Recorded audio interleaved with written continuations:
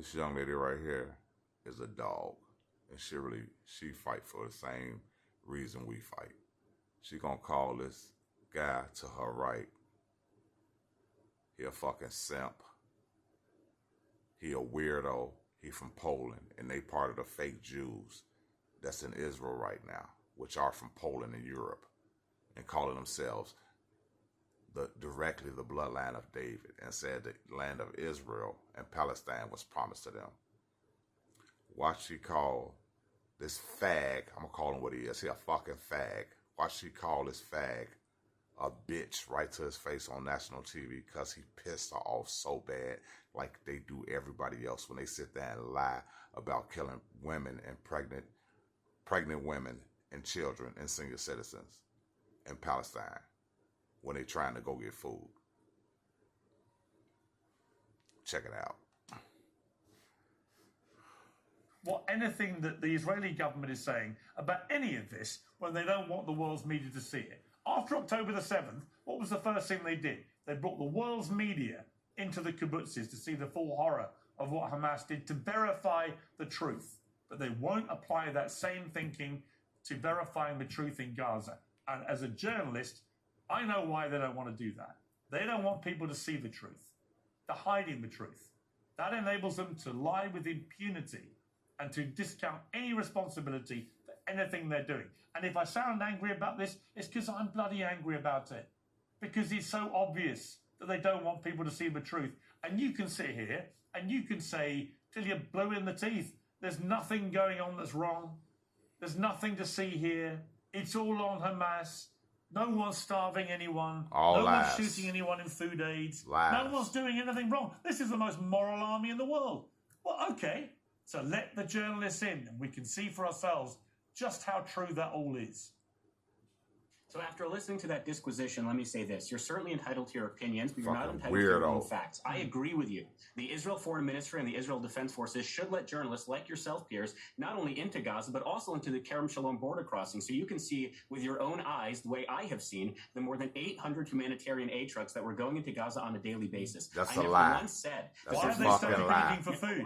If they're so overfed, why are they stampeding for food? Right.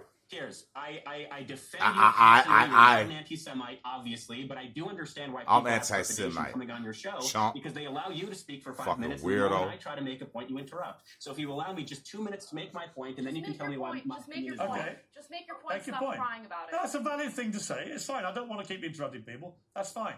Go on. I appreciate it. Let me say as follows. I agree with you. Journalists should be allowed into Gaza.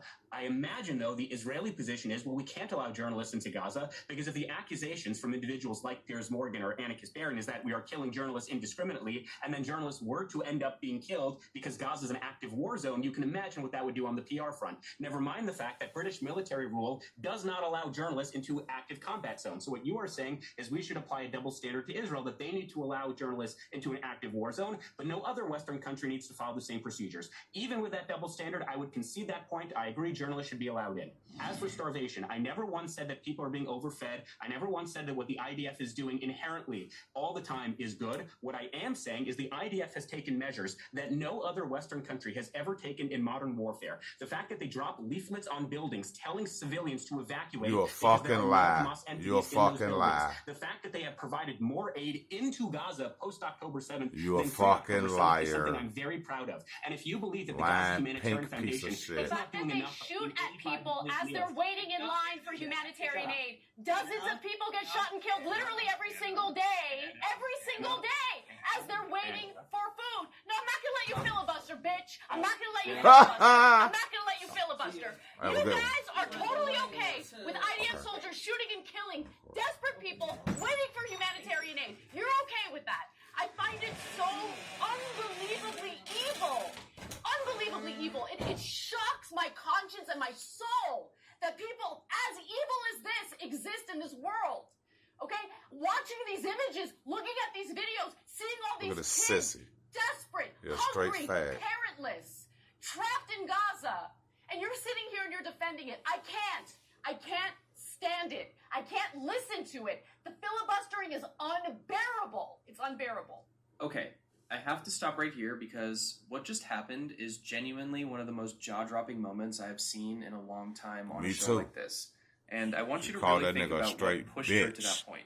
Because this was Like not just everybody a random in outburst. Israel This was is. the result of sitting across from someone for several minutes who keeps deflecting, keeps pivoting to statistics, keeps trying to reframe every single question while people are describing real human suffering on screen. Right. And Anna just snapped. Not because she lost the argument, but because she could not stand the idea of letting that kind of response go unanswered one more second. And here is what most people completely miss about this moment. Piers Morgan, who has interviewed some of the most powerful